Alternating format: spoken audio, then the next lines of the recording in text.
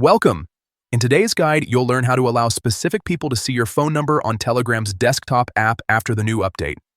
If you want more control over who can access your contact details, this quick setup will help you do exactly that. So, let's get started. First, open your Telegram app on your computer. Once it's open, look at the top left corner of the screen and click on the three lines. This will open your main menu. From here, select Settings and then move over to Privacy and Security. This is where you can manage all your privacy options within Telegram. Now, find and click on Phone Number. You'll see different choices for who can view your number. To keep your information private, choose Nobody. This means no one except the people you choose will be able to see your phone number.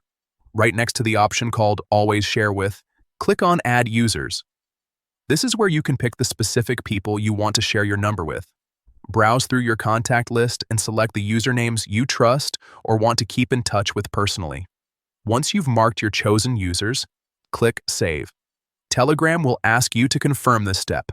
You'll just need to agree, and once confirmed, the change takes effect immediately.